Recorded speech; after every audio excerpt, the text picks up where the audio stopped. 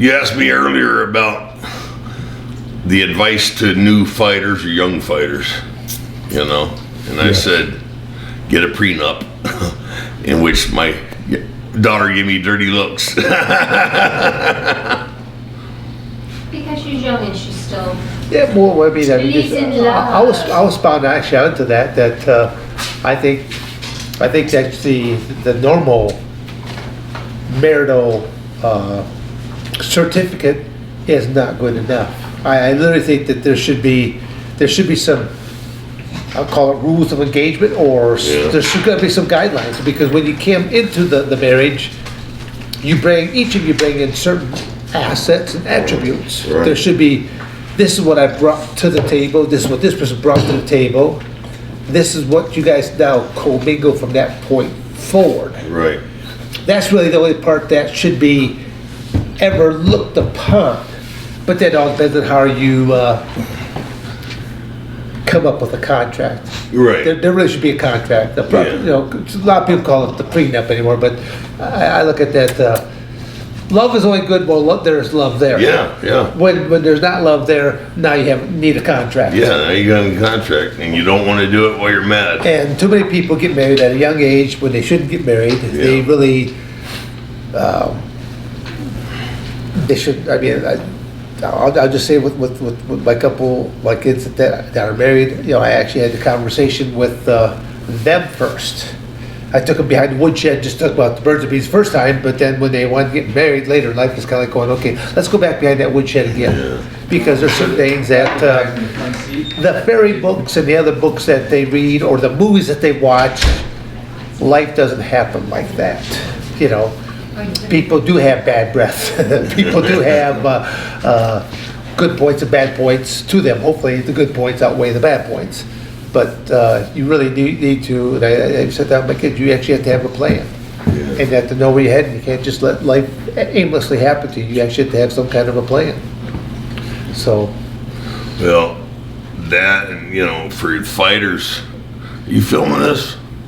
Yeah. Yeah. Do you want, I thought you wanted me to start, or do you want I want you to film this, yes. Yeah, no, that's right, good, we're good. I want this film. Keep going. Because everything, you know, I mean, you're a fighter and you get hurt. Don't make the mistake I made, Coleman made, 20,000 other fighters made. Don't take painkillers and fight your way through it, you know? Take the time off. Take the time off. Take the fucking time off and heal yourself, you know, naturally, or as best you can naturally without the minimum amount of painkillers, because they will be there. The organization will still be there when you're done healing. Don't let them tell you, you know, you've got to come back now or you'll lose your place. Bullshit. They'll always welcome you back. You know, don't fuck up and take the pills, the painkillers, and get addicted to them, and then you're going to get hurt anyways, and you'll end up getting hurt worse than if you would have taken the whole year off and healed perfectly, you know, or better. I mean, you should have take the year off and heal up. Don't rush it with pain pills, because that organization will always be there to take you back, or another organization will. I'd say that's part of the equation. The other part of the equation is simply you got to realize. I mean, most athletes think that their career is going to go forever. Right. It's only going to go until the next match, and depends on what happens with that next match. Right. Did you get hurt? Did you lose? How did you lose? There's a lot of different factors that you have to factor in. So having, I'll say having that wherewithal or that savviness to salt some of that money away. Right. You know, invest it, put away for that rainy day, because the inevitability for all professional athletes, you know, regardless of what sport they're in, that rainy day is going to happen, that injury is going to happen, that sickness is going to happen, and they weren't ever expecting it. You know, I mean, for example, going in MMA, did you have health benefits in MMA? No, No, none of these athletes really have health benefits in MMA. There's, if you got hurt while you're with a big organization, you got hurt during that match, they're going to do something right there, but it all depends on if you broke a leg or broke an arm or broke a hand or something like this, or need some stitches or concussion. They'll take care of those. That immediate injury, Yeah. they're not going to take it long term. Yes, exactly. They're going to take Now the you have to look injury at- happen in the Yeah. ring or the cage. But then now the repercussions, you have to live in that body Right. after that, and that's the hard part about that is they're not going to be there holding your hand. Right. You're gone. And they may not pay for the physical rehab. You Yeah. know, they may pay for the surgery. If they do, then you're lucky. You know.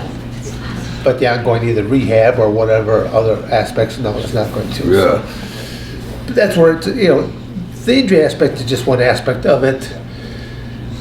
I've always been really big about preaching options, making certain that you have more than one iron in the fire, because being involved in the fight industry, you have a game plan, your opponent has a game plan. It's basically the same game plan. Somebody's Right. going to come up by the short end of the stick of this game plan here pretty quick.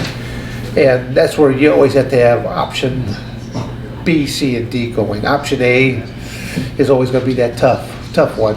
Well, the thing is, your plan is, I'm going to win this guy, I'm going to beat this guy, and I'm going to have $100,000. Okay, I'm going to go buy this watch, I'm going to go buy this car, I'm going to buy this snowmobile. You never plan for when you lose, you know? Right. Yeah. Or you don't figure out, well, how much is Uncle Sam going to take Right. out of this winnings right there? 30%. And Uncle Sam didn't step in there. He wasn't in your corner. He No. didn't do nothing for you. So it kind of makes you mad there Well, when you lose that kind of money there as well. Well, he lets you in the greatest country on the planet, you have the opportunity. And that's the thing, like somebody said, I don't know who said it, but in professional sports, you don't have a career, you have an opportunity, and the opportunity is very small. That window of opportunity is very small. And if you get hurt, it gets either really smaller or it gets closed, Yeah, I mean, truthful statement.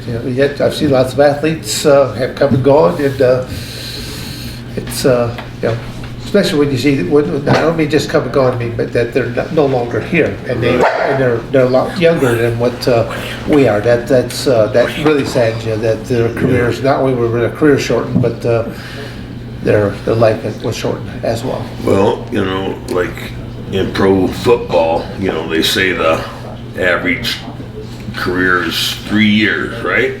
Or 2 years. And that's not very long. And in pro fighting, it's even, it's even smaller,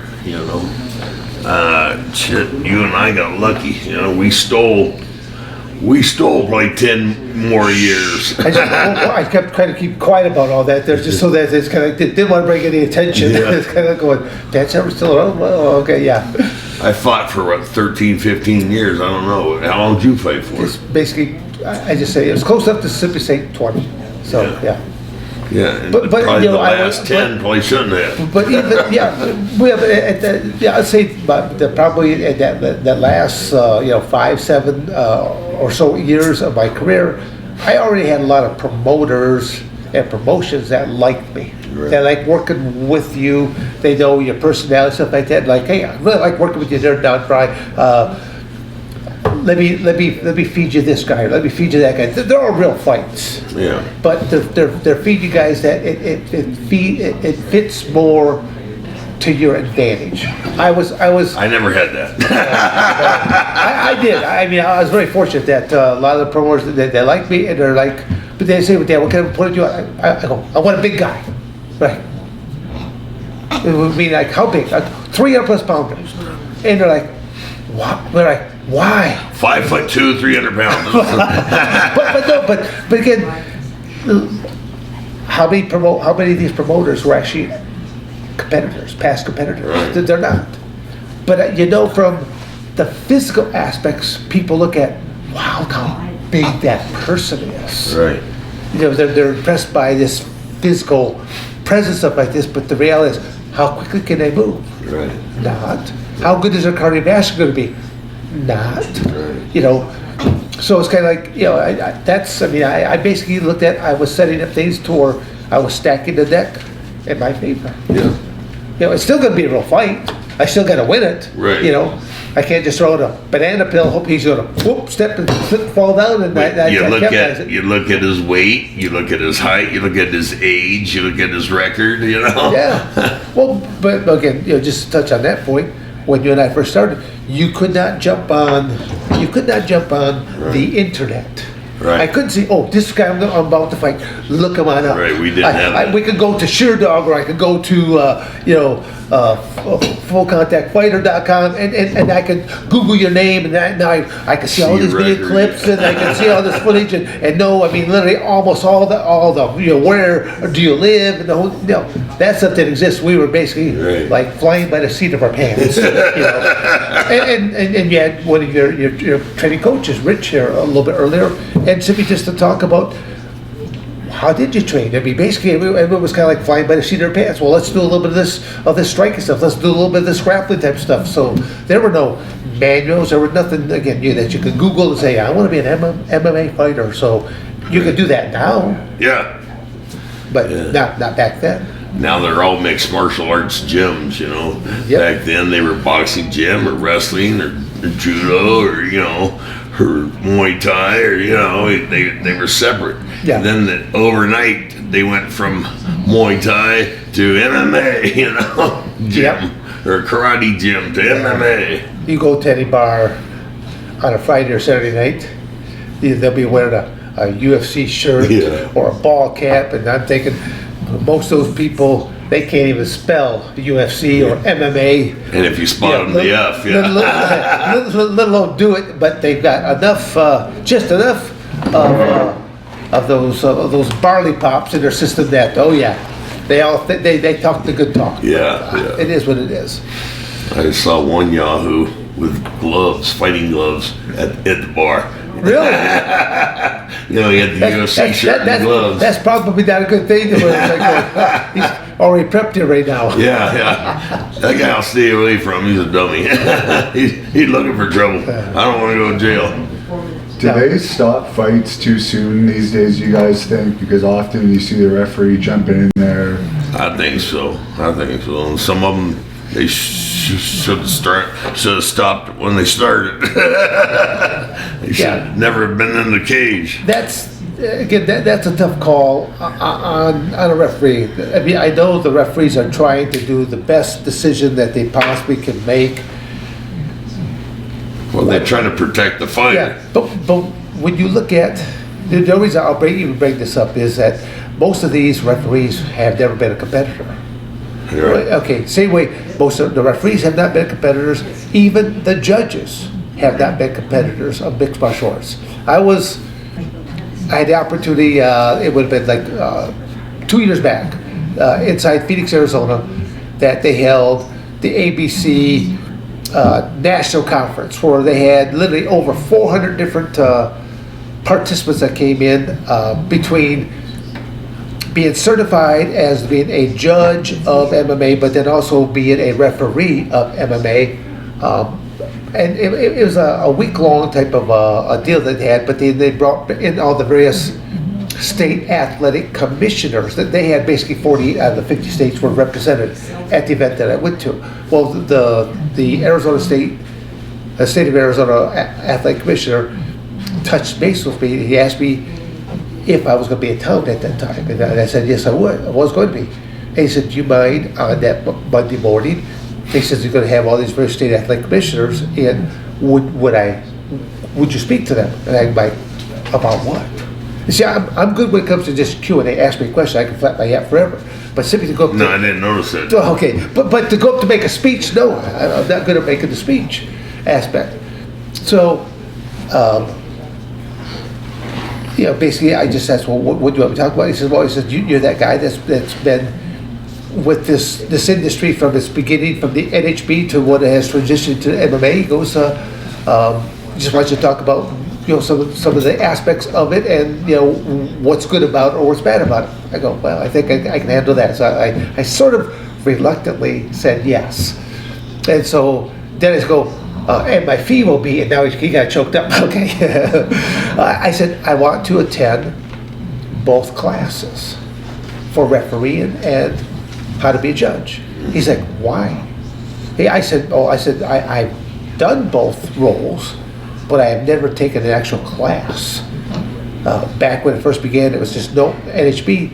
I had already implemented rules at that time for amateur level, no holds barred, and then pro level, there was risk, but there was a reward. You're fighting for money. Amateur, there's no money on the amateur side. You're just trying to see, do I have the skill sets, the tools to progress on?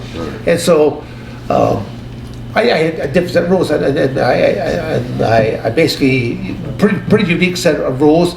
It was actually hard for me to get. I was even doing a lot of the matchmaking because I knew all the questions to ask. It's kind of like as I'm asking a question, how long have you been trained in MMA? Or again, there's no hose bar. How long have you been trained your NHB career? What kind of a grappling background do you have? What kind of this or that? Again, but then I would have to go back. What did you do in high school? Did you participate in high school sports? Football player. Okay, at least most of the guys, most of them did not have any. They just want to jump in the cage and fight because they thought they're a tough guy, but they have no athletic background. But if I knew that you played football at least 4 years, you're used to being banged around in football. Okay, I give you a little more credence. But if you're like a wrestler, again, for those same 4 years, I'm giving you a little more credence because now you can take people down. You might both throw some people, things of that nature. So I give you a little bit more. So that was a lot of the matchmaking. But so basically, try to make the long story short, I went to 2 different classes, and at the beginning of each class, they had each participant stand up, state their name, where they're from, and what was their background. Were they a former competitor? Did they do any training, or were they just a fan? And out of 400 people per class in these classes, there might have been four or five actual former athletes. Really? That was it. Everybody else fell into the fan category, and that just boggled my mind that they're like this. And so the Saturday, Sunday, I go through both classes. Same day for both classes. Monday morning, it's time for me to go speak to all these state athletic commissioners. So I get there about a half hour earlier, and they're in a heated dispute as I walk in. And in this heated dispute, they're talking about what represents a downed athlete. Is it 3 points down? Is it 4 points down? Is it 3 points down but bearing weight? Is it 4 points down but bearing weight? I'm thinking, and then they kept bringing up John Jones' name because he a lot of times would put down that third point, but he's not bearing any weight. He's just putting his hand down on the mat. And it just, they actually were so hostile that the national representative had walked up there and just say, fellas, let's take about a 15-minute break. Go get something to drink, go hit the restroom, stuff like that. Come on back, and then we'll have Dan Severn speak to us. Now I'm thinking to myself, great. I've got a hostile crowd to speak to here now. On top of all this, so they all go, they come on back, and then they're doing this. They did a nice introduction. They showed this little musical montage of crash, bang, boom, and stuff like that. So I think, how can I get these guys to laugh right out of the block show right now? And I'm like, watching all this crash, bang, boom. I'm like, once they're done with the little montage, open it. I'm like, well, fellas, how many of those techniques right now that I do that would be construed as being illegal in today's MMA world? Oh, they started to die that because literally, like almost 100% of the things of the way I was suplexing people and doing what's known as 12 to 6 elbow strikes and things of that nature. And they're like, oh, they just, they started cracking up. And then I went into this. I go, what some of you guys know, because you saw me in the class the last 2 days between the referee and the judging. I said I came in because I wanted to go through the classes, and I go, and I said, you guys need to get more former athletes to become a judge. You need more former athletes to become referees because there's a different mindset. And as we watch things, we're watching things in a whole different light than someone who just has only just watched it all their life and they're just a fan of it. I go right now inside the room here, and I point across the room there, I go, yeah, the most recognized referee, you got Big John McCarthy here right now. I said, let me just, you guys have been arguing about 3 points, 4 points, 3 points better weight, 4 points better weight. You got Big John McCarthy in here right now. Big John McCarthy's out in the cage. I'm on one side, here's my opponent on the other side. I said, Big John points to my opponent. He says, are you ready? He nods his head. He points over me. Are you ready? I nod my head. He said that old famous line, let's get it on, because he's listened to a little bit too many of Marvin Gaye's songs right there. And I go, and I drop down to an all 4 point stance. And I do the fastest bear crawl he has ever seen across that octagon cage. At all times, either bearing 3 or 4 points on that mat. And they will have to be bearing weights, otherwise, how could I have propelled myself forward? And I will get right in there where I'll slam into my opponent's legs to where either I move up into a clinch or I will slam into him and hook him down, and I'll have him right where I want him without ever violating the rules. And these guys were all stumped when I said that. And Big John McCarthy comes up there and goes, that's why he's damned to be Severn. He goes, he's that guy that he knows how to manipulate those rules. But my whole purpose here is because having more athletes on board to give you guys that kind of feedback. That's what you need, because how many of these UFC owners, how many MMA owners, company owners, are former competitors? They're not. And yet they want, again, I'm not trying to speak poorly of them, it's just that they don't think the same way that the athletes is. They've had either more rules or they'd have more ways of protecting the athletes. Kind of just like we were talking about before, about should these companies be taking care of these athletes? Well, if they paid the price for you to give you all this coverage, something like that, there should have been some type of fighters fund or something like that put into place to where if a guy is hurt and is permanently hurt, there's got to be something put in there, because what's he going to do? Go sit out on a curb with his coffee can and hope someone drops a couple coins into it. So again, there's a lot of improvements that still need to be made to the company, to all of these MMA companies. Again, I kind of refer to a lot of times just to UFC only because they're the most well-known company that's doing it. Right. And it's just I look at it for everything we talk about. You want the best element for the athlete, the professional athlete that is out there risking his body to where he could cause irreparable damage that will affect his life for the rest of his life. Yeah. So that's all. I know I talk too much. Go ahead. What was the question? I was said before, they have amateur and they have pro. I think they need to have a semi-pro, because most of these guys claiming to be pro are semi-pros. I think as a pro, you're making enough money to live off of your sport. Okay. Where, everybody else is working. So, okay, the guy's a plumber, and he works 8 hours, then he goes to the gym for 2 or 3 hours, and that's what he does. He's a plumber, Joe Plumber. But so he's semi-pro. You don't need to claim that you're a pro fighter until you make enough money, in your fighting career. There would not be very many people in that pro category. Right. I mean, even the guys that are on some of these big venues right now, they're still not there that they can be independently, because they might get one match. Right. That one match isn't going to carry them for the next 30, 40 years of their life. You got to realize what's their window of opportunity. They're going to be doing this in their 20s to maybe early 30s to mid 30s at best. And you're a semi-pro, because you couldn't sustain a lifestyle off of your sport. Yeah. So, you know, you don't get to claim you're a pro. Yeah, well, I could definitely see, the category of amateur, pro, but then have that semi-pro. Semi-pro in there, and you have a different set of rules. You have a different set for the amateurs, you have a different for the pros. So when you graduate from amateur to semi-pro, you still have, a separate set of rules than the pros do. Mm-hmm. And that's to protect the fighter, Maybe it should be a 3-minute round, instead of a 5-minute round. Okay, for an amateur, For the or amateur. semi-pro, I mean, to me, it's like going, you could be, maybe at the 3-minute mark for maybe the amateur. You could be at the 4-minute mark, maybe for the semi-pro, and then by the time you're pro, now you're doing these 5 minutes. Now you do the 5-minute, yeah.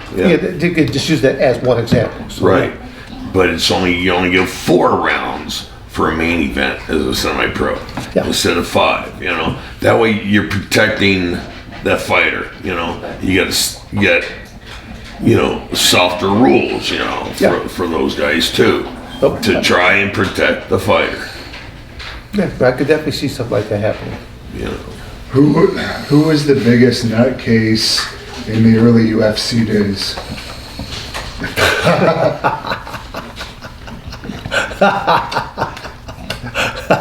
That was a term of endearment. That was just a term of endearment. I don't know. That's an odd question. Oh my God. How was it like dealing with John Peretti? I never dealt with John Peretti. I was already in Japan at the time. I only met him once or twice. Did you? I mean, basically, I think I only ever really met him just on one occasion, and I did not like what he was trying to sell me on. So my mother's trying to raise me. If I can't say anything nice, maybe I shouldn't say anything at all. I'll leave it on that note. How's that? Was there ever any drug testing at the weigh-ins during 90s MMA? No.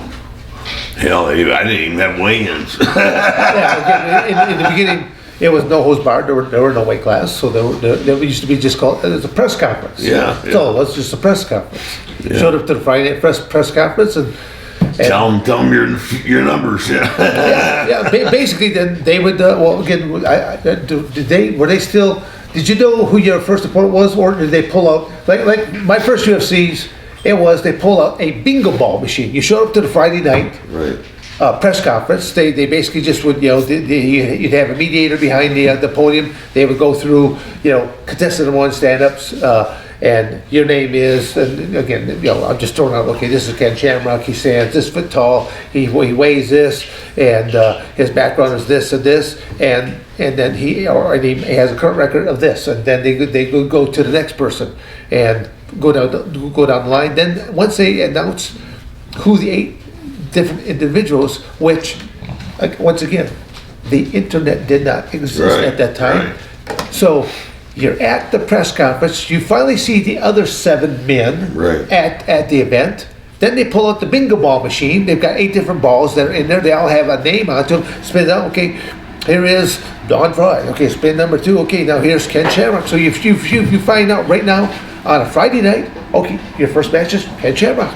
And everyone's like going, well, okay, who is this guy and what is his background? Because the internet didn't exist. I couldn't simply Google him up at that point in time and find out all this type of stuff. You fly by the seat of your pants. So when they're blind, completely blind. And you go out there and you do your first match, and while you're back after your first match, you're trying to either watch or have your corner scout what's happening in the match. You're trying to get whatever rest you can, which it's a 2-hour pay-per-view, and you're going to be out there pretty quick again because you got 3 matches tonight. Right. So again, when you look at what it once was and what it has changed to, how many athletes would be able to endure 3 matches in a night today? I mean, again, what I'll say there is a difference in the athlete today. The athlete is much more well-rounded. There's a lot more skill sets. They go into way longer training camps. Right. But it's But how many of them could endure Yeah. 3 matches to know that they didn't get hurt, they didn't get cut? It still comes down to toughness. Yes. You know? Who's Grit. fucking tough enough to, grit. Who has enough See grit. there, I mean, let's see, who's our picture in the background here that we're talking about, who has some true grit? Yeah. Oh, that would be, John Wayne. there you go.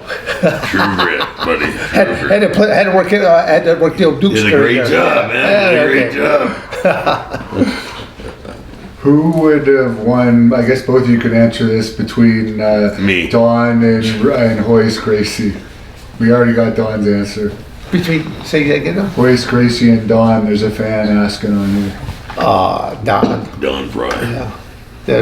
Again, Don, when Don stepped into the ring, he basically was the most complete competitor because he had a striking background and he had the wrestling background.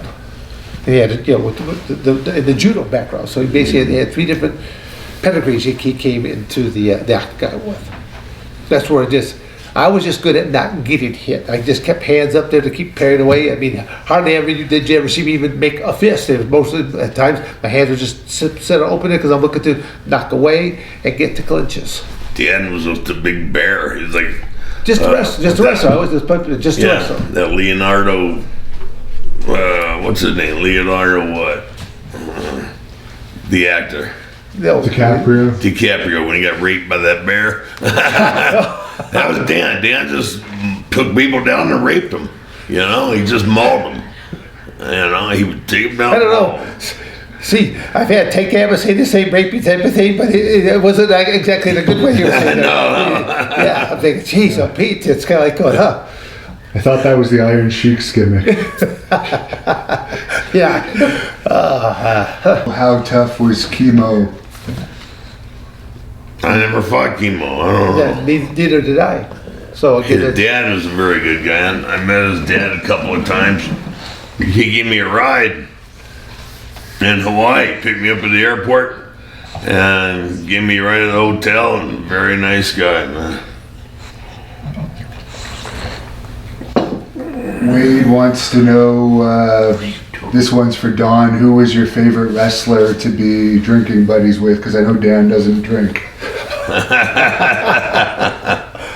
It would have been Hawk from the Road Warriors.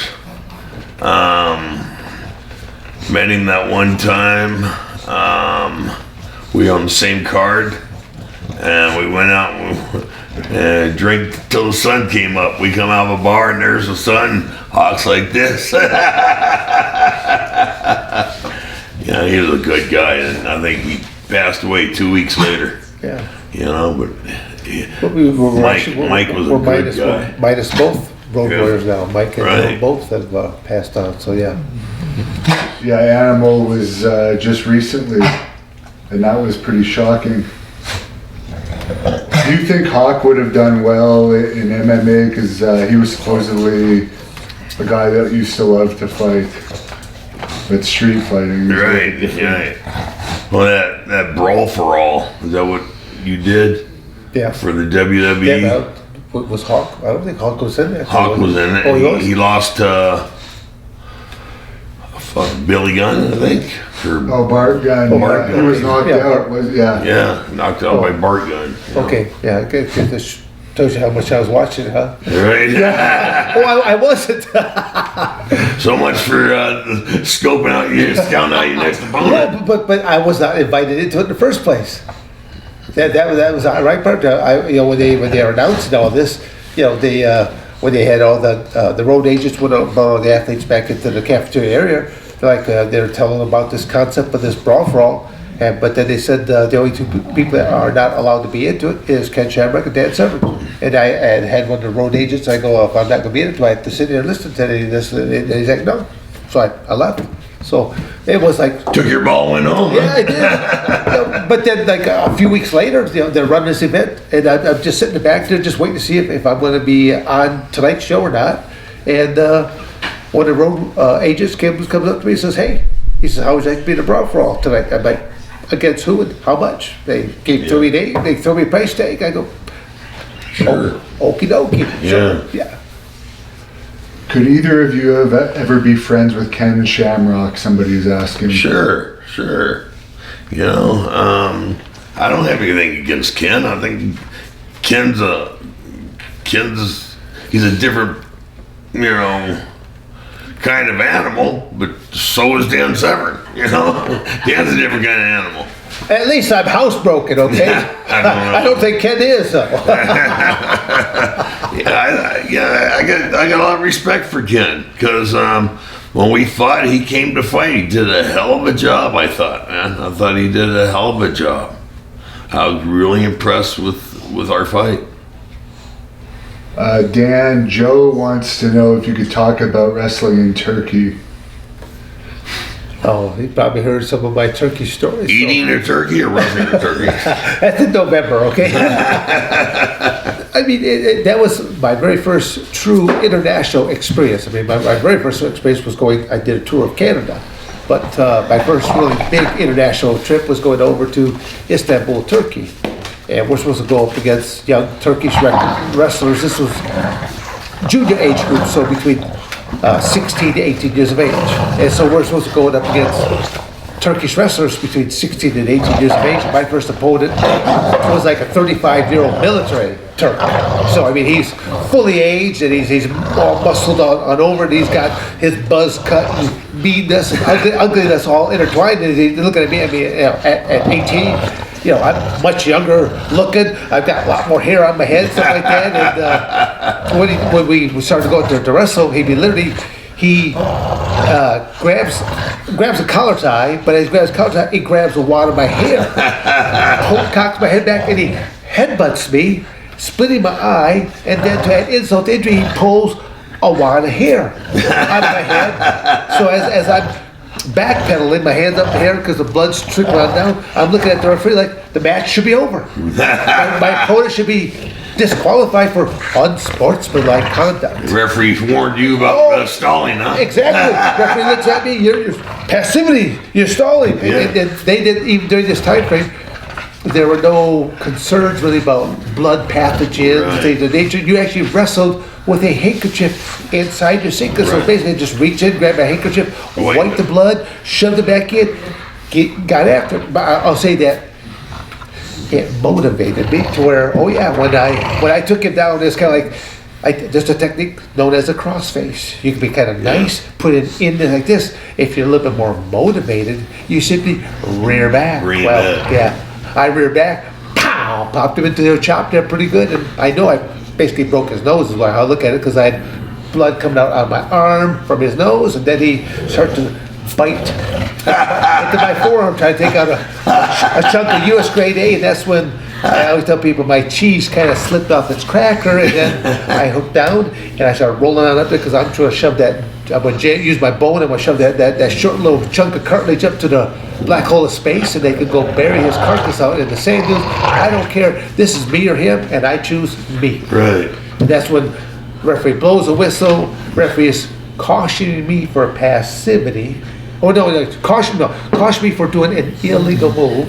Into the round, basically into the round, referee sends me back to my corner, I'm a bloody mess. Referee sends my Turkish opponent back to his corner, he's a bloody mess. His coach is so angry at his athlete because this weedy looking American is beating his athlete that the coach pulls out a stick about the thickness of a broom handle and proceeds to beat his athlete to motivate him. So when I started climbing at the cages and stuff like that, I'm thinking, hey, I can speak the language, and at any point in time I could do this thing called a tap out or say, hey, Mr. Referee, I've had enough fun for tonight, I'm out of here. Right. Yeah, so been hurt far worse in my amateur wrestling career than I have been in my MMA career. Oh, yeah. Actually been hurt probably far worse in my professional wrestling career than I have been in my MMA career. Yeah. It's pretty sad to say, when the same thing you did was climb into the cage to fight another human being. Yeah, it's safe, yeah. It's a lot safer than pro wrestling. But you had, okay, now, but you had how many boxing matches did you have? I had 8. Okay. I had 8, I think. Now, were these all amateur level? Okay. I had one amateur back when I was in the 8th grade. And then, I was doing good, you know, boxing, bum, bum, bum, bum, knocked the guy down. He threw the ropes, he's hanging, gets up, breaks my nose. Blood, you talk about blood all over the place. Referee stops, and then my mom and dad, my mom's going crazy because her baby's hurt and bleeding. Bleeding, you bet. Yeah, just like a stuck hog, you know. And they haul me off to the Davis Monthan Air Force Base down here because we were fighting here in Tucson, so they haul me there.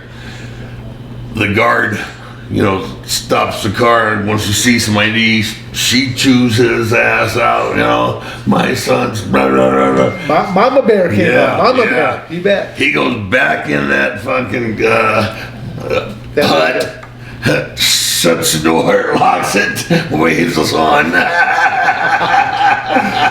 That's a pretty good idea right there. Yeah, and then we get to the hospital, and let's see, we're sitting there waiting. Finally, the doc comes up. She chews his ass for taking so long. Yeah. My dad finds a place to hide,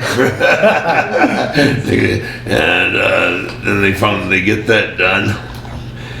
Did they have to reset your nose? Oh yeah, okay. Yeah. I had to go back a week later, reset my nose.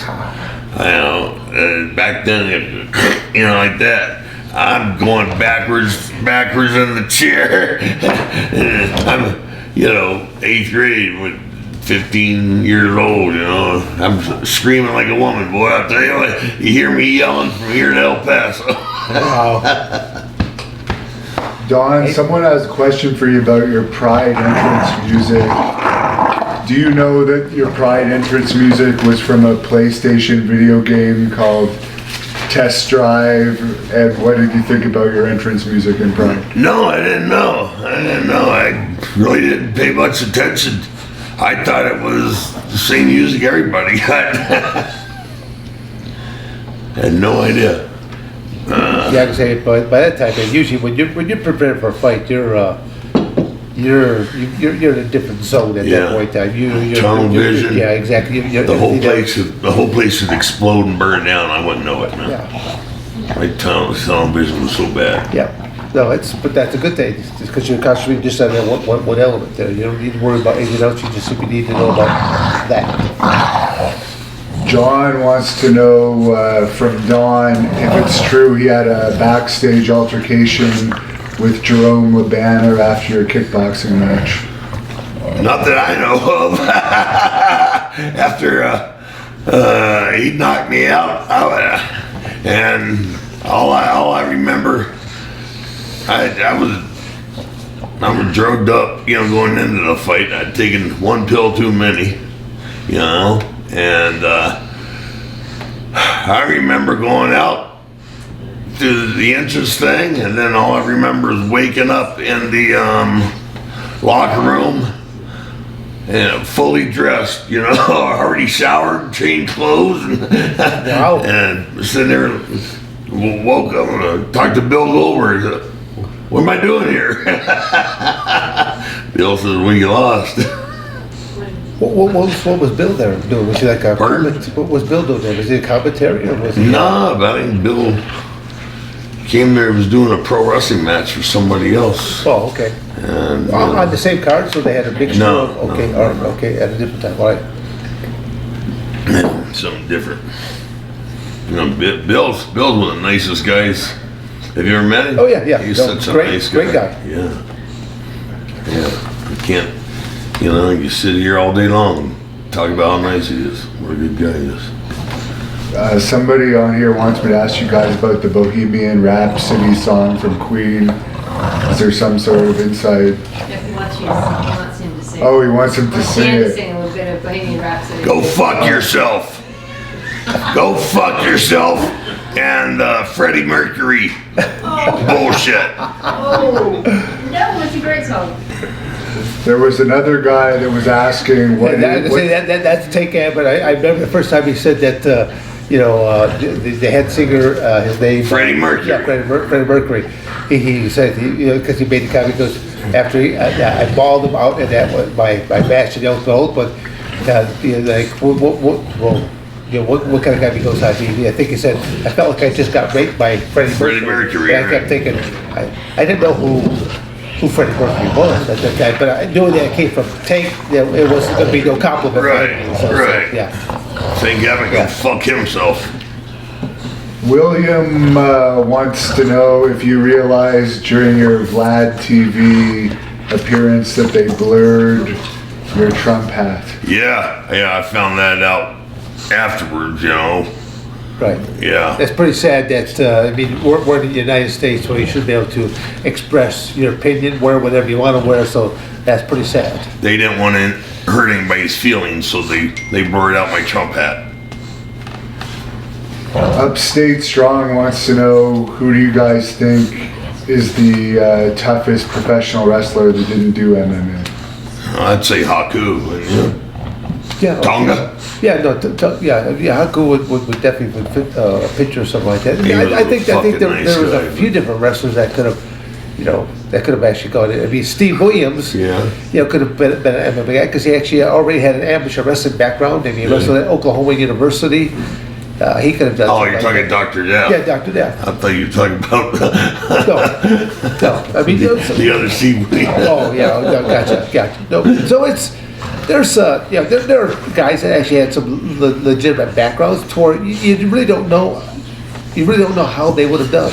Well, you don't know until you get punched in the face. Yes. You know, I mean, you see a bunch of wrestlers came into the sport who were Olympians, gold medal Olympians, and they got armbarred, they got punched, they never did another fucking match, so I don't give a shit how many world championships you have in wrestling or skateboarding or bicycle riding, until you get punched in the face, all that means nothing. Justin wants to know if being a firefighter helped you at all for MMA. Did the mindset help you? Yeah, absolutely. Because there's a lot of close calls in the fire department. And it teaches you. John McCarthy asked me one time, "How come you be so calm before the fight?" "Oh fuck, John, I'm not gonna die." And it almost proved him wrong when Coleman got a hold of me.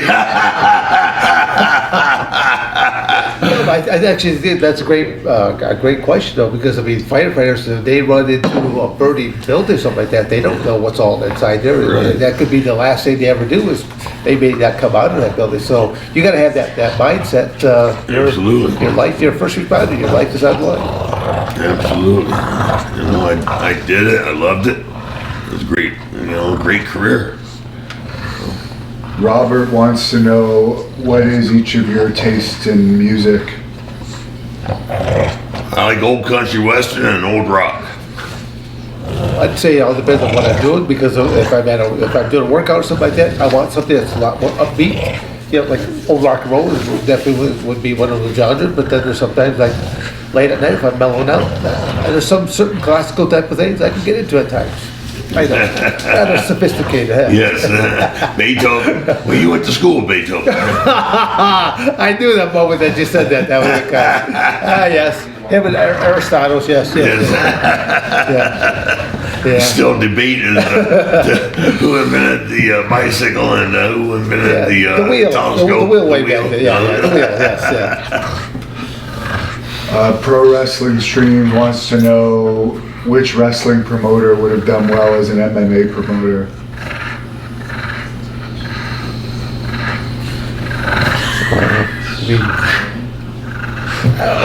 I think a lot of them would actually fall in that category, because I mean, if you're looking for just promotions, that's I think a lot of different professions promote would fall in that same category, because all it is, they're looking for hype. And that's, again, I'll say that the beauty of professional wrestling is taking something and basically taking nothing to making something out of it. I mean, that's the real beauty of like Vince McMahon. That. Vince McMahon would have been great at anything. I mean, he could sell you a turd, make you happy about it,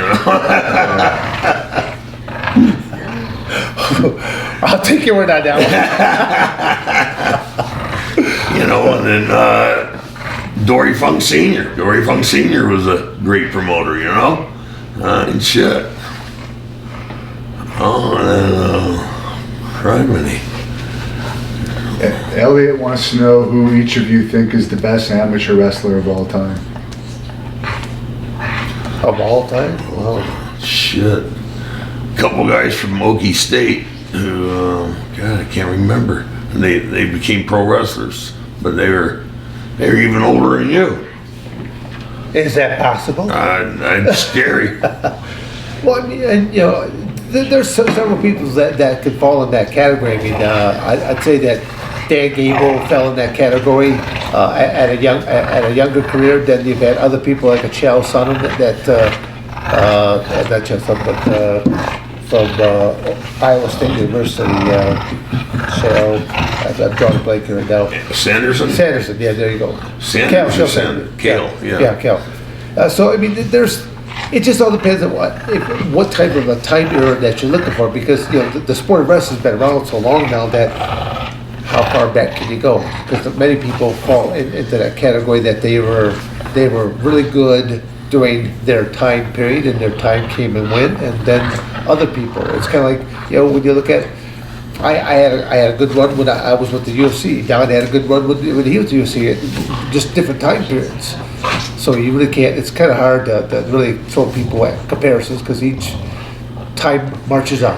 And you know, once again, it depends on how they react when they get punched in the face. I mean, you had these guys, you know, going to kill Sanders, and you know, and other guys.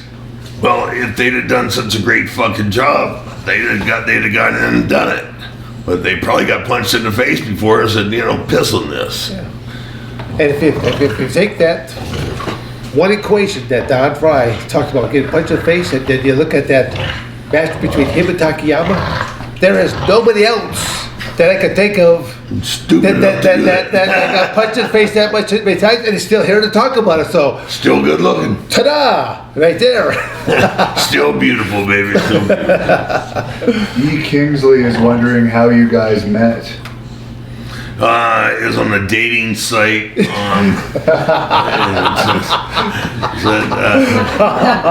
Yeah, that would go over today. Attorneys as kind of like, well, this particular day, I had to. My sexuality was favoring. Yeah, right. I went to a gay bar, asked for a double. They brought on a guy who looked like me. At Arizona State University, I was coaching at Arizona State University, and Don was one of the athletes that was there. I mean, I know Don on a much more personal basis. Don lived with a couple of my younger brothers, so I know Don on a much more personal type basis there. So, And he got me a job my first summer at ASU. Did? Yeah, you remember we did the Olympic barbell stuff. Oh, okay, yeah, Olympic Enterprise. Yeah, there you go. But, Yeah, worked in a pickup truck with no AC during the summer. Yeah, that was rough. Yeah. That truck. Moving thousands of tons, you know. Yeah, weights. Yeah.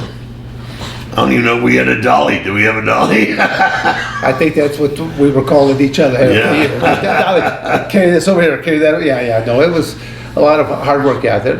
I actually had a number of different wrestlers that worked through there. The gentleman that's I could go into stories. That's a story. Well, I gotta see a man about a horse. If he gonna tell another story, I gotta take a piss. All right. He leaves me. Don Frye leaves me to hold down the fort. It's okay. All right. Well, he's drinking a lot of water today. It's good for his health, I guess. Jofo in the Ring wants to know your thoughts on WWE putting celebrities in the Hall of Fame while other more worthy guys such as Sabu, Rob Van Dam, and yourself have yet to be inducted. That's almost worthless for me to make a comment on. I mean, I'd just be doing who's on the selection committee that goes in, who does the voting on this, is there an actual physical Hall of Fame? I mean, once again, we go back to the aspect of professional wrestling. What is professional wrestling? Professional wrestling is very politically motivated. There's a lot of wonderful athletes that have been involved in professional wrestling that they'll never be working at one of the really big companies just because they don't want to play the political games of things, and that's there's nothing wrong with that. It's even when you look at like a UFC Hall of Fame. Are all the guys that are in that? Should there be others? Yeah, I know about a few others. Like there's not a why isn't Frank Shamrock in there? There's a few other people that can be in that same type of category that, by all rights, are deserving to be there. Just professional wrestling.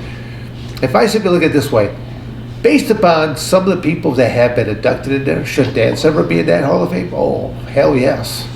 I've accomplished way more, but it's gonna. But I'm more not, than Drew Carey. Well, I don't know about that one. Right there. You got me on that one, Hannibal. But yeah, just based on some of the people that they have inducted, yeah, I should be in a Hall of Fame like that. But it's I'm not going to play politics with anybody. Someone wants to know your thoughts on the Diaz brothers. Well, I'll say that I don't know how to put it. I mean, interesting characters that they like to smoke up, but they bring game. They're willing to take punishment out there. They're willing to dish out punishment, and again they've helped to show that by partaking of CBD type products and that there's merit and good to utilization of those kind of things. So I've got no problem with the Diaz brothers. They've been very entertaining to watch. They cut some pretty comical promos at times, so I'm good with them. What did you think about? I forget if it was Nick or Nate in the ring with Anderson Silva when he was doing the thing, pretending to sleep. I don't know. I don't think I even watched that one, so I couldn't comment about that. Let's hold down the fort the best I can. You still telling that story? Same story again. It's kind of going. I just had to put record, repeat. Yeah. Someone was asking Dom what kind of hunting you do, if any. Shit, partner, I haven't done any hunting in 5 or 6 years, but we used to go deer and elk and bird, and when we go to California, Northern California, hunt them wild boars. Yeah, that was fun. That was a lot of fun. Was the Katie Vick thing a shoot? Was that you, Dan, involved in that? Wasn't me. I don't even remember heard of Katie Vick. I don't even know what's the story. I don't know. It was the Schniz Goku can fill us in more on that. Someone else was asking who are some of the nice people in MMA and wrestling that you've met. Don Frye and Dan Severn. Now quit asking those stupid questions. We all know you're not the biggest fans of Lieutenant Abbott. No, how do you tell that? Come on, now you're putting words on her mouth. Favorite food to grill? Someone's asking. Steak. What the hell else is there to grill? Just put it on long enough, burn the hair off of it. Well, I'm not that hardcore. I like my done through a little bit more, and I do like chicken as well. But I know. It's just kind of like I almost watch it there, Mr. Frye. Well, I can't. Okay, so I thought I could grab just one of those. Okay. That match Gunn versus Handler. Gunn wins all day long. Okay. Yeah, you keep that in mind there, boy. Okay. Point. Well taken. Point. Yes. Red. The judge gives that point. Mr. Frye. Yes. Danny wants to know if you put seasoning on your steak or you just eat it like rare like that. No, I seasoned it with soy sauce, garlic, and horseradish, and some salt. What was your diet like, Don, in your prime? I'd eat 6 or 7 or 8 times a day. I'd eat every 2 or 3 hours. Yeah, and maybe that's why I'm broke. Maybe I spent all my money on food and fuel. And shit, I'd eat whatever the hell I could, whatever slow enough for me to catch. Wow. That's a lot of meals a day. It's a big door. Doosan wants to know, Don, this is for you, whiskey or beer? It depends on the circumstances. The occasion, right? The occasion. Depends on the occasion. The temperature. Also depends on what kind of cigar you have going there Absolutely. as well. Yeah. I know Don fought a lot more in Japan, but there's a fan asking, compared to Japan and the U.S., where did each of you guys like performing more? I know, Dan, you wrestled more in Japan than Yeah, fought. no, I actually like the Japanese audience. They seem to really appreciate things. I mean, even though the first couple times, like doing matches, they were always quiet. Yeah. But then it's like, oh, gee, I don't think they really enjoy this match. But then all of a sudden, oh, you just the way in unison, oh, I mean, that they would go as I going, well, no, they I think they're a lot more deeper thinkers. They're They appreciate- studious, you know. They Yeah. study the match, and like you said, it throws you off because you think you're taking a shit out there because there's no cheering, but you know they Yeah, no, it is. It just. But then when the match is done, the applause that you get at when the match is done, it's really just it's kind of a unique experience compared to an American audience. Well, it was pretty neat when I was fighting in Pride. Hell, they do the wave for me. Really? Yeah. Someone wants to know if Don had any interaction with the Yakuza during his Pride days. I'm sure I did. Yeah, I'm sure I did. Michael wants to know the biggest misconception about MMA that the general public has about it. Biggest misconception. Well, it's not for everyone. Yeah. I think there's a lot of armchair quarterbacks think that they can do it, but Yeah. they should not. But I Yeah. can't think of anything else other than that. Yeah, there it is. People are fucking dumb enough to watch it and say, I can do that. Yeah. No, you can't. No, you can't. Have either of you done any ribs in wrestling? Yeah. When I was at Brad Reagan's training, Brian Johnson and I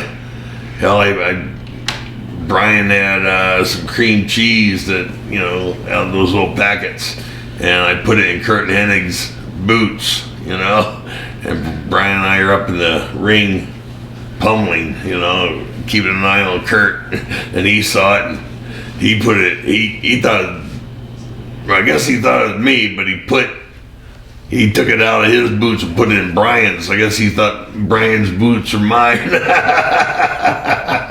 So I got them both. Don, someone wants to know if you remember those UFC intro videos where the girl would be pouring you drinks before the show and predicting results. Oh, what's your question? Okay, but that was Predator's prediction. Predator's prediction. Yeah, exactly. Yeah, it wasn't UFC. Yeah. Okay. What happened to those? This guy claiming that he's John Jones wants to know. I don't know if it's the real John Jones. No, I but, don't think so. Wants to know what?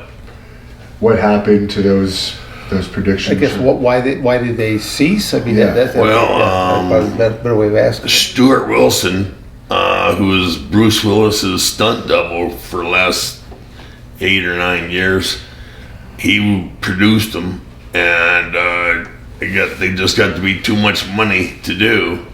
So they cost too much money because Stewart was doing everything through SAG, you know, and so when you go with the union, it costs you a lot more to do stuff, you know, and so he was paying SAG wages to the girl and to the camera guy, you know, and the editor, and so it just got to be too much money. Sid Ghost wants to know, Don, if anyone got mad at you for calling Paige Vanzant a piece of ass. I don't know. Did I call her? Or did I call Misha Tate piece of ass? I think Paige would have liked it. Paige, what happened is I wanted Paige to sit on my lap, you know, and I think it was the following year when I inducted Sakuraba into the Hall of Fame. After that, I went back to the hotel, and there's Paige and Uriah Faber, you know, because they were a couple. And they were standing right next to the bar, so we were talking, and I blew it. I should have grabbed her then and got the picture. But shit, she loved it. She got mad at me. She says, "What the hell are you doing? Not talking about me and talking about Misha Tate." What are your thoughts on Sakuraba? Both of you, Justin is asking. I think he's fantastic. I think Sakuraba and Takayama-san are two of the greatest fighters, you know. And the two brothers. God damn, they're gonna kill me. They're gonna kill me. Japanese brothers? Yeah, the Hawaiian Japanese brothers. Oh, I know exactly what you're talking about now. Yeah. God dang it. Oh, shit. Well, just to play up what Don just said right now, you know, for Sakuraba and Takayama, they were both working for the UWFI organization when I was first going over to Japan, and they were kind of at the almost at what they call the green boy type status. Green boys meant that they had to mop the floors, sweep the mats, cook the food at the dojo. So they were basically like a low man on the totem pole, and they actually were really kind of being mistreated a great deal. So to see them both kind of rise up and become stars in their own rights, that was great to see.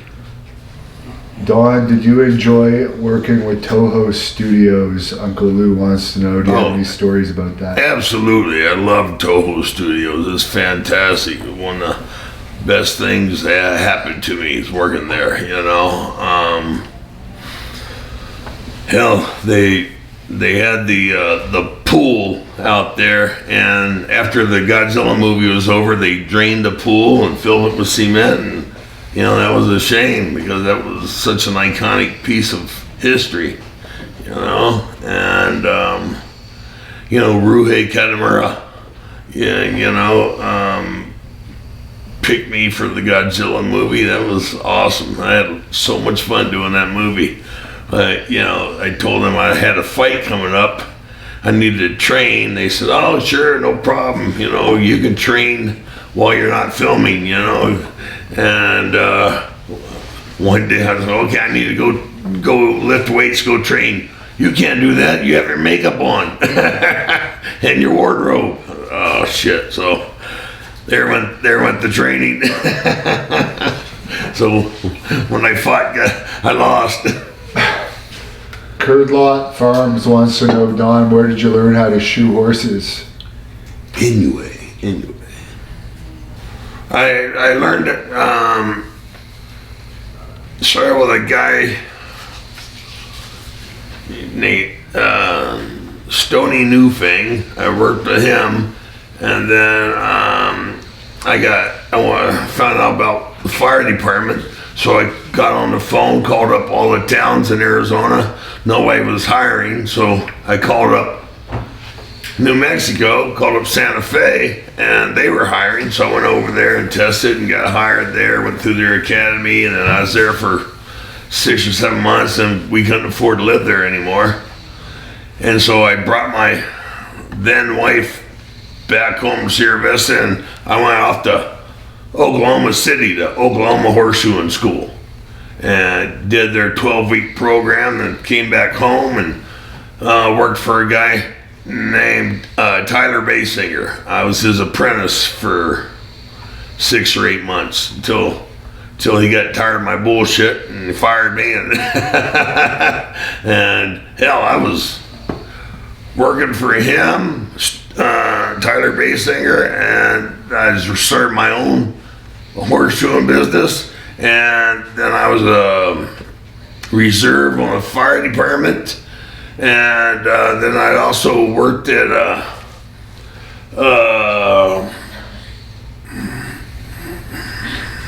mental hospital for juveniles, So I had 4 or 5 jobs at the same time when I first, you know, trying to get my life together, you know.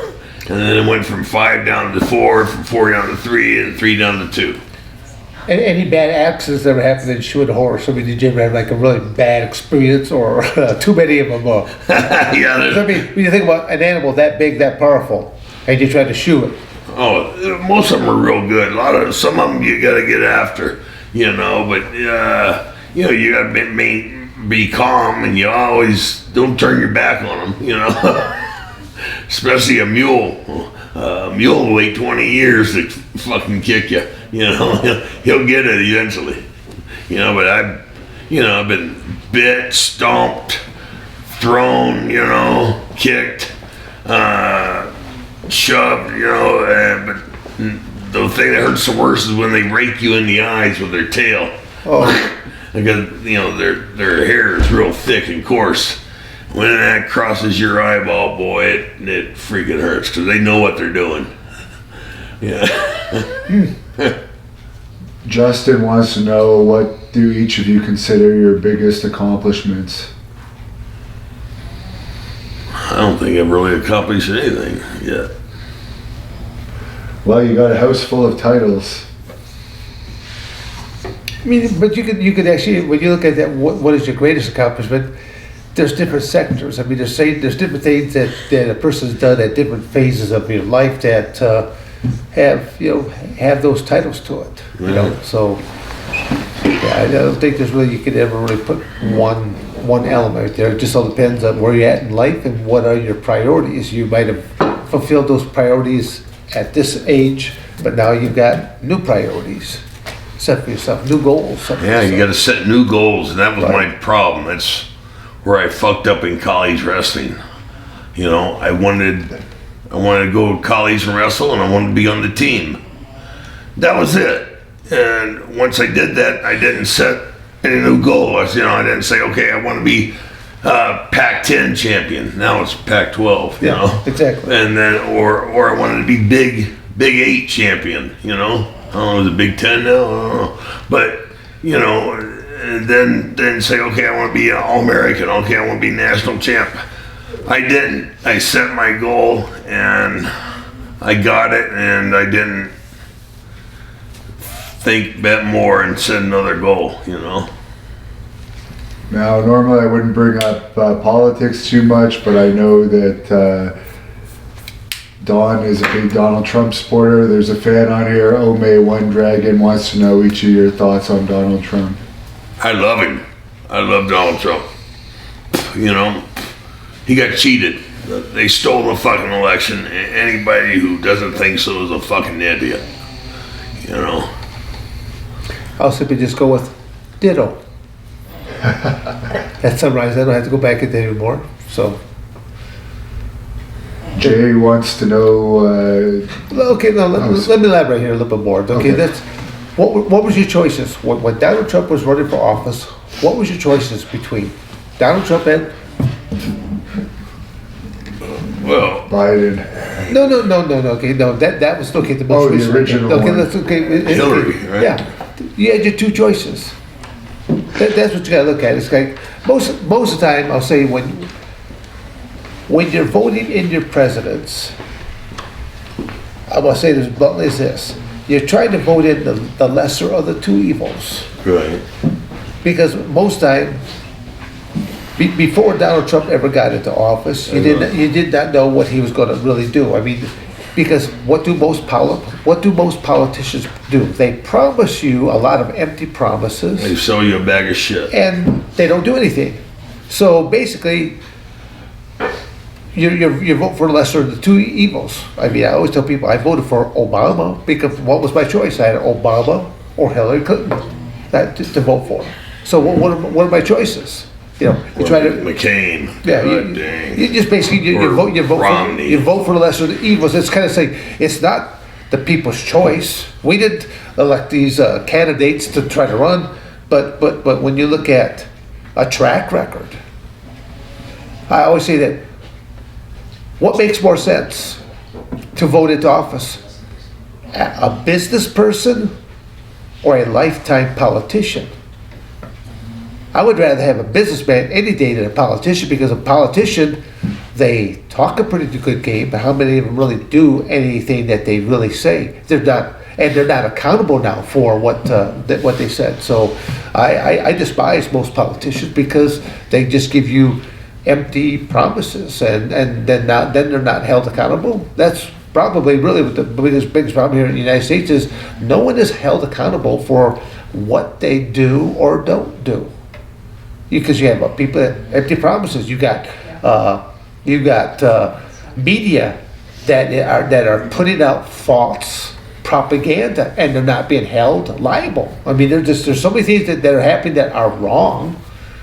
It's Don said it best. I mean, there's going to be a real reckoning that's got to take place to really put the United States back on its true path. I mean, it's sad. It's a sad state that we're in. And I don't think voting for Trump was lesser of two evils. I think Donald Trump was a candidate you wanted to vote for, you wanted to put in there because you knew he was going to, make America great again. That was great, man. That was a great slogan, man. He did it. No, he brought jobs back. Don't get me wrong. I voted for Donald Trump both times. But I was going to say, prior to Donald Trump coming in, because he was a proven commodity of what he did. Yeah. No empty promises. I mean, all you got to simply just simply look at it right now. What has Biden done? What did he say, and what has he done? He's done more damage to the United States in 2 weeks. Yeah, and it's going to.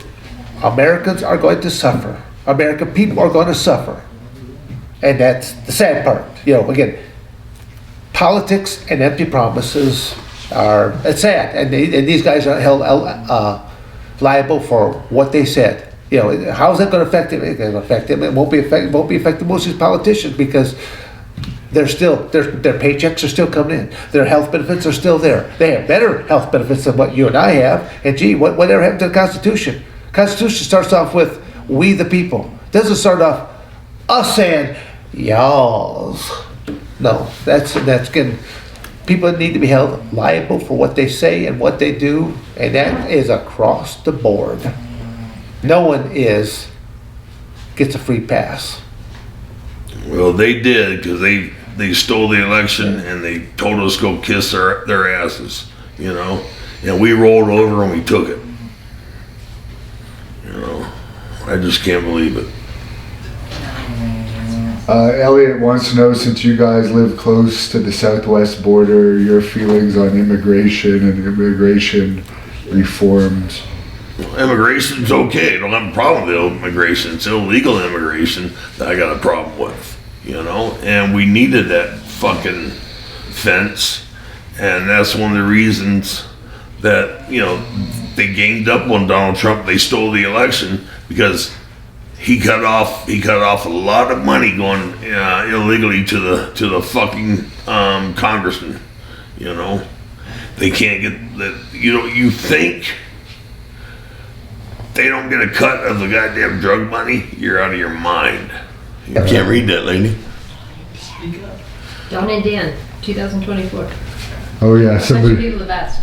Oh, We need to make a shirt. I don't think the world would be ready. you're not for that. ready for that, nah. There'd be too much correction, Last question. but it would be a much better place. Last question before I ask you about your podcast. Someone was asking earlier about Ben Askren, your opinion on him. He's got a fight coming up against Jake Paul, the guy that's an extremely popular social media guy. What are your thoughts on that fight coming up? It's a boxing match, and of course Askren's a wrestler. Yeah, I've heard some hype about this, and I actually think it's the other Jake that has been actually the one that's been the instigator. Is that, am I correct on that? Yeah. Okay, so again, I don't know why he's pursuing that one. Again, Ben Askren doing a boxing match. I don't know what Ben's. His pedigree is all wrestling. And he got knocked out real hard. Yeah, well, with that flying knee, and that was because I know that prior to that match, people were asking me, who do you think is going to win? I said, well, I don't know what Ben's been doing for his hands, but I simply know that if he gets a hold, that he'll do very well if he gets a hold of somebody because he's Never had a wrestling. chance. Yeah, exactly. But Masvidal's a different animal. Yeah, Masvidal's a fucking animal. And I give him all the credit for what he did, and he had a game plan, and he executed that game plan precisely. So he did great with that. So as the theme that has come up several times through the course of this interview is that everyone's got a game plan until you get hit in the face. Yep. And Getting hit with the hands one day, getting hit with a flying knee, that you got that's a little bit more velocity. And Mike Tyson, I love Mike Tyson, but he didn't come up with that. Everybody's got a plan until they get hit. George Foreman said that back in '74, or when he fought Ali, and I think somebody said it before him, So that's the saying that's been around for 100 years. So what's your prediction on that Jake Paul fight against Askren? Well, better be Ben. Better be Ben. Yeah, I would say that I would just not knowing the other gentleman's background whatsoever. I'd just be looking at that Ben Askren would be putting in the time. He was a very accomplished wrestler. I would think that he'd be putting that same work ethic to work for him he's a very good athlete. To tune up whatever boxing skills that he can and whatever time frame he has to do it with it. He knows how to train. He knows how to train hard and study and learn. I believe Jake Paul had a very quick knockout against some basketball former player, NBA right? star on that Tyson versus Roy Jones undercard. Yeah, a basketball player and a wrestler or fighter is completely different. Completely different. Now, someone was brought up earlier. Are you guys going to do a podcast? Well, you've actually already been recording them. You recorded one earlier today with Rob Schneider. We will be putting some clips of that on this channel, but you want to tell us a little bit about your podcast, where people... Probably should just tell them the name here so far. Toxic Masculinity. Dan and Don's Toxic Masculinity. And this is the gentleman that came up with this name, Toxic Masculinity. Because we're just living in because we're living in a very strange world, strange times where people don't know what they are. I think they have to wake up in the morning and they have to flip a coin and go, today I identify as a horse. Yeah, I mean, it's tomorrow I'll be a giraffe. Yeah, it's kind of like we're living in strange times where parents are told that don't let their child say what sex they are. Let them decide. Yeah, let them decide a little bit later. And I'm thinking, wow, whatever happened to parenting? I mean, again, I'll just simply say we are living in some of the strangest times where I really wonder where intelligence has gone in the United States. I think it has left the building. Well, yeah, people should mind their own goddamn business, and let the parents parent. Yeah, but people, again, what you do in your home is your home. Yeah. I always tell people, I could care less if you're doing naked cartwheels. Yeah. Just do it in your backyard, not in the front yard that I have to see you. Right. Okay? Do it in your backyard, and hopefully there's a fence. Yeah. I could care less with that, That's some of the things, the privileges that you have here in the United States. There was the amendment that we had freedom of speech, but then that's been being taken away more and more, being hindered to where that is being held against you. That's pretty sad. Yeah, this politically correct bullshit has ruined the country and got us in a bad spot. Yeah. And there needs to be a correction. It's okay to disagree. I mean, there will always be people on both sides of the fence on things, but there's a lot of things that are going on that there's a lot of corruption that's taking place. So for people that want to find out more about the podcast, I guess, Dan, they can follow you on social media. And you're going to be sharing this information? Oh, I mean, I will, but I mean, I'm not. Right now, I kind of suck. I mean, if I had to say, just find out more, I mean, I'd simply push my website right now, dansevern.com, Don, what would you say for best way to find out things? I don't know. I've got to get a new Instagram because my Instagram got taken down. So, But yeah, on my website dansevern.com. I mean, I do have different social media outlets up. But I mean, it's if you look for just the name itself, toxic masculinity. I mean, that's you'll find, you should find something underneath this. Isn't that correct, gentlemen? Okay. very soon, our first 2 podcasts will be broadcast. And I guess we're not exactly we're not exactly politically correct type of individuals, but we're honest people speaking from the heart and being a little bit blunt and bold about things that maybe that's something that is Scary, frightening right now. I mean, it's there's a lot of people that are afraid to actually speak their mind, and someone that doesn't mind being punched in the face doesn't mind speaking his mind. That's right. What are you gonna do? Punch me in the face? Happen. You gonna break my nose? Happen. You gonna break my arm? Happen. You gonna break my knees? Happen. Yeah, what are you gonna do? Fuck. Yeah. And you already have a mascot as well for the podcast. That's right. That's right. Dan Severn's the mascot. where are you at there? Where's our? We got Quinn. Where's our? Dan and Don's toxic masculinity is either that or it was Dan and Don more better. More better podcast. So what's the difference between this podcast and Joe Rogan's, for instance? There's 2 of us. There's 2 people, but it's okay. And who was the first guest? We know the second guest was Rob Schneider. Yeah, Ray Cash. Ray Cash. And Ray Care. Cash was his call sign. When he was in the Marines. No, the CIA. Okay, well, he was a Navy SEAL. He was a Navy SEAL, and he got out and went to work for the CIA.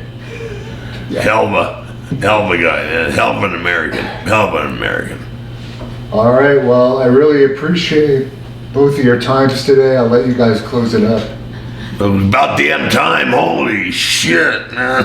I said I'll sit down for 5 minutes. Here we are 5 hours later. One Dan Severn story. God. All right. I think Dan Severn has left the building. All right. Thank God. Okay. Thank you for watching the Hannibal TV. Please like this video if you enjoyed it and click the subscribe button to not miss any of our latest shoot interviews, match videos, or news updates. Support us on patreon.com for $1.99 a month to watch our full shoot interviews ad-free and help our channel grow. Follow us on Twitter at the Hannibal TV for instant updates.